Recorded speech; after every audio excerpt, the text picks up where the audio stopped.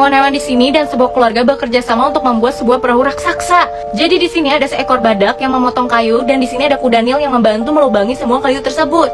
Nah, setelah kayu-kayunya ini jadi, burung pelatuk juga membantu untuk mematuknya di perahu tersebut.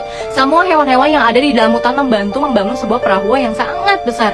Karena dikabarkan sebentar lagi akan terjadi badai dan membuat banjir yang menutup dunia. Di sini ada seorang ayah yang ditugaskan menjadi seorang mandor untuk membangun perahu raksasa ini.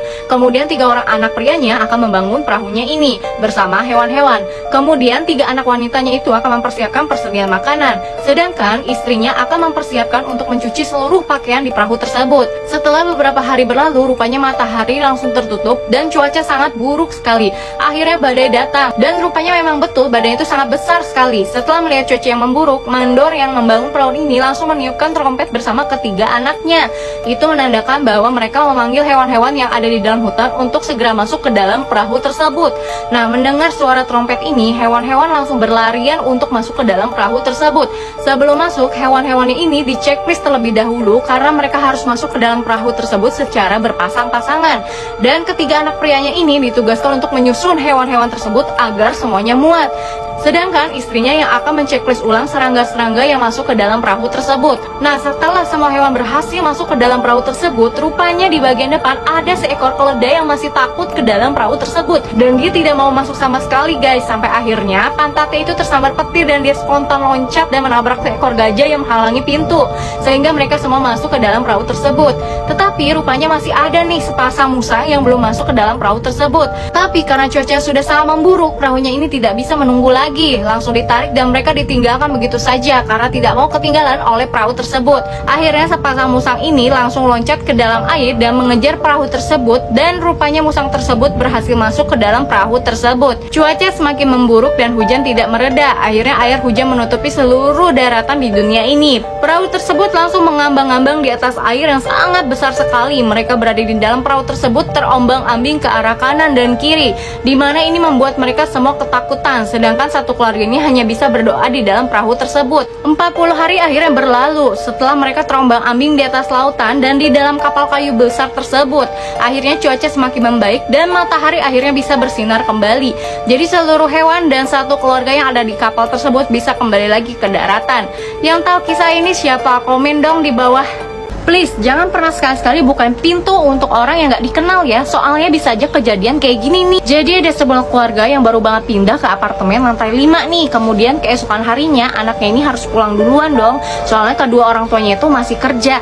Jadi anak ini memutuskan untuk menghabiskan waktunya di depan komputer dengan bermain game. Tapi tiba-tiba pada saat itu pintunya ini dibel sama seseorang. Tapi sebelum membuka pintu, anak ini bertanya dulu nih siapa orang di depan. Dan rupanya ada yang menjawab. Ada suara laki-laki yang misterius banget dan dia nggak kenal. Karena dia nggak mengenal suara ini, akhirnya dia langsung ngintip dia tuh dari depan dan dia melihat ada sosok seorang pria yang berpakaian rapi dan tidak mencurigakan banget. Tapi ketika dia mengamati baik-baik, ternyata di sampingnya itu ada seseorang yang membawa senjata, guys. Anak ini pun kaget dengan apa yang dia lihat dan akhirnya anak itu shock dan jatuh ke lantai karena dia nggak percaya apa yang dia lihat saat itu, guys. Dia merangkak dan bersembunyi di kamarnya. Kemudian beberapa saat kemudian anak ini mendengar kalau pintu sebelah apartemennya itu dibuka dan rupanya orang tadi itu masuk ke apartemen sebelahnya, guys.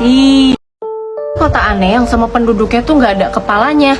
Sampai mereka kalau jalan tuh suka nabrak-nabrak.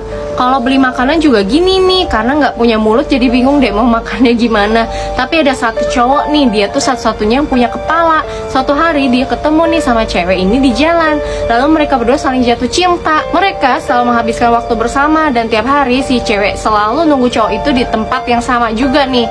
Tapi suatu hari pas mereka lagi berduaan, si cewek nggak sengaja nyentuh kepala si cowok ini.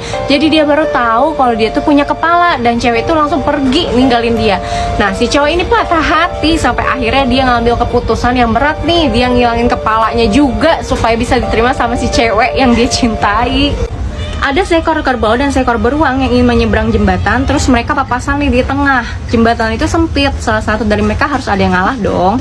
Tapi si beruang ini nyuruh si kerbau balik dulu. Tapi si kerbau nggak mau, sama si beruang juga nggak mau, guys, disuruh balik. Terus tiba-tiba ada musang kecil yang mau lewat juga, tapi nggak dibolehin. Dia langsung dilempar sama beruang. Di belakang si kerbau juga ada kelinci nih yang mau nyebrang, tapi nggak dibolehin, langsung ditendang guys. Kerbau dan beruang ini masih rebut aja nih di tengah, nggak ada yang mau ngalah. Nah terus kelinci dan musang kesel kan, jadi mereka lepasin aja tuh tali jembatannya.